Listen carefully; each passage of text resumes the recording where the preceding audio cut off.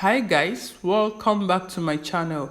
So if you're new to this channel, you're welcome. Thank you for coming. Don't forget to subscribe. My name is Noni. I'm a mom YouTuber based in Abuja, Nigeria. To my returning subscribers, you guys are amazing. So we are going to be making Tom Brown today. This is Miss Grain series for kids, for babies from 6 months and above. This is a weight gaining food for kids if you're looking for that food that you can give your child that is very healthy for the child and all that. So this Tom Brown is the thing for you.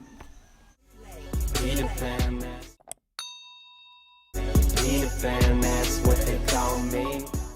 So we will be selecting our corn. I'm using corn for this. This is like a 1.5 mudu of corn, which is equivalent to 14 cups of corn. So I'm just selecting the stones and the bad corn from this. You don't need those bad ones because it's for kids and for babies. So you need to remove the bad ones and the stones and or anything that is not meant to be inside the corn.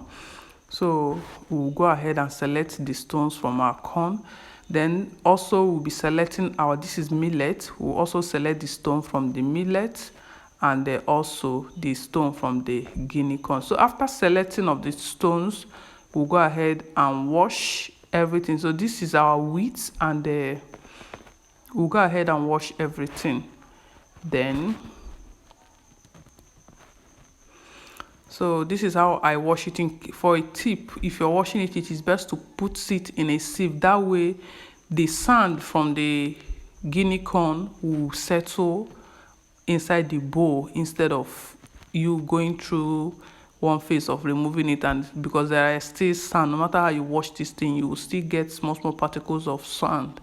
No matter how you select it, you still get particles of sand. So after that, you pour enough water and sieve out those chaff from it and pour fresh water. You can see the color is coming out. So you wash it as many times as you want until you see that the color is clean, as in color of the water you're using to wash it is clean, and the thing is the maize or Guinea corn or millet is looking. You can see that sand that came out from the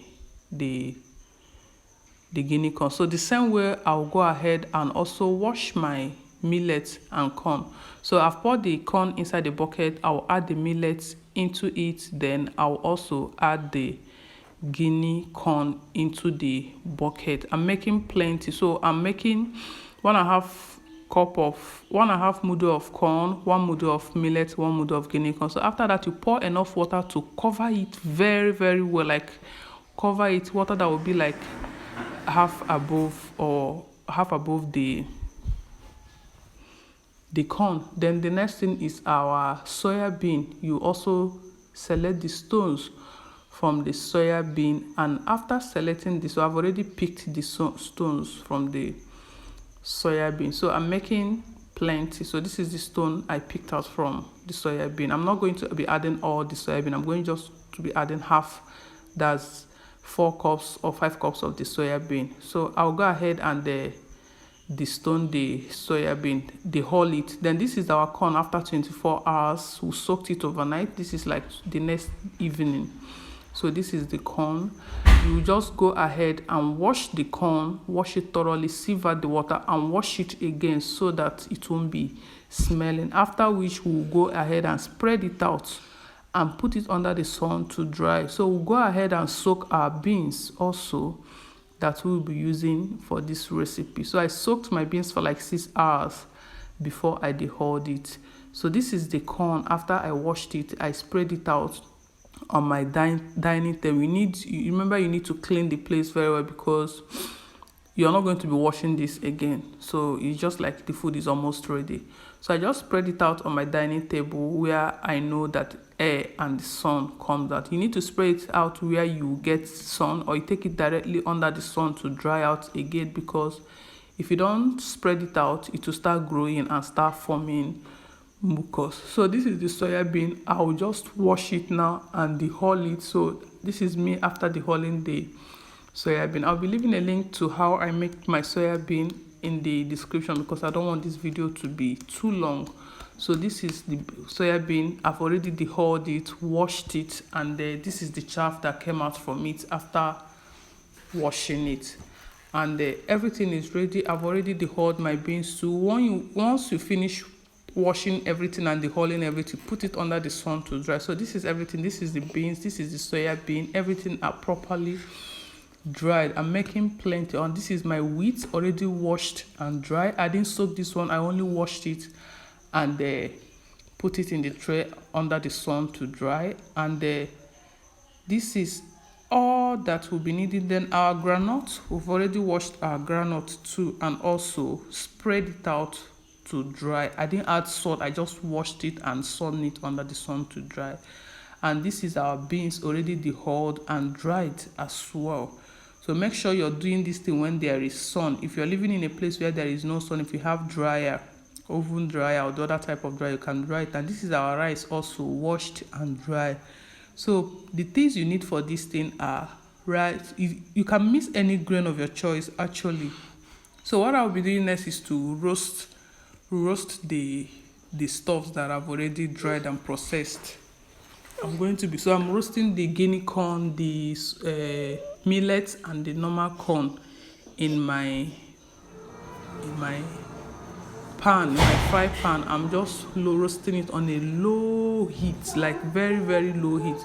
So when you fry it and you see that the color is changing, you bring it down and spread it out again so that if not, it will start forming moisture inside. So this is the wheat. You can see how the wheat is looking fresh and white. So we'll just keep roasting it on low heat so that it will dry up. When it's actually dried, you will notice that it will start making noise inside the pot, like you put stone inside. You just be doing prr, prr, prr.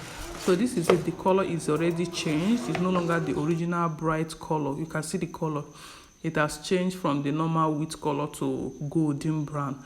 So this is how you're going to be roasting everything. The color has to change, and it's not like you're frying it so it will get burnt. You can see how it is very golden, beautiful color. So it's not like you're going to be frying it to get burnt. You only roast it, roast on a low heat. Keep turning it until the color changes. We're also going to be doing the same to our rice and the rest of the ingredients that we are using. So in this recipe, the grains that you want to use is your choice. You don't have to follow you can add any grain, mix any grain of your choice, but some things are very important. So I'm just going to continue roasting. You can see that it's beginning to change color. It's no longer as bright as it was then. I'll roast it a bit and I'll also put it back in the tray to dry out. I have cooled down a bit here.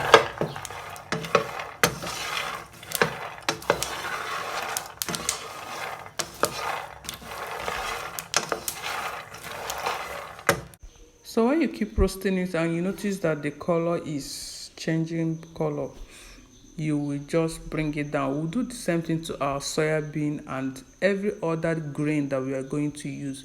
So some things are really very important in this thing, especially groundnut, soya bean is very, very important. Every other thing is optional. You can switch the grains according to your need, but rice, soya bean, and the normal groundnut, that's peanut, is very important. So I finished roasting everything. I'm going to pour everything into a bucket because I made plenty that can last me for like 3 months. So I'm going to mix all the ingredients together and proceed with the next step. So in case you're making this thing and you wish to switch up the ingredients, it is all your choice, but you just follow the same process. But things like beans needs to be dehulled, like you remove the back or peel the back of it so that you get the inner part. Then but things like groundnut, you don't need to peel the back because the back it's loaded in rich in fiber, which is very good for digestion in kids. So, and it also helps the blending process to be very easy. So this is me blending it, and I'm using a very big engine to blend this in because I'm making plenty that can last me and my children for like 3 months. So it's not only for kids that are just 3 months, 6 months. You can even give it to your toddler, because this is what I feed my kids. I feed them this thing, this or pap, because they love it and they enjoy it. It's very nutritional. So this is after blending. When you blend it, you have to blend it until it is very powdered like this. So you have to blend, keep reblending it until you get a very powdery form like this. Then after that, you go ahead and sieve.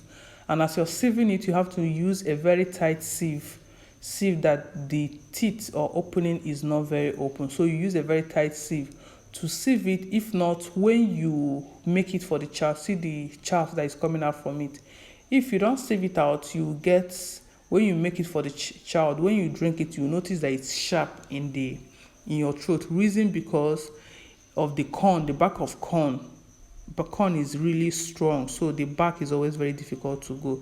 So this is me making it and feeding it to my child after I've made it. Maybe I'll also do a video, because I don't want this video to be too long.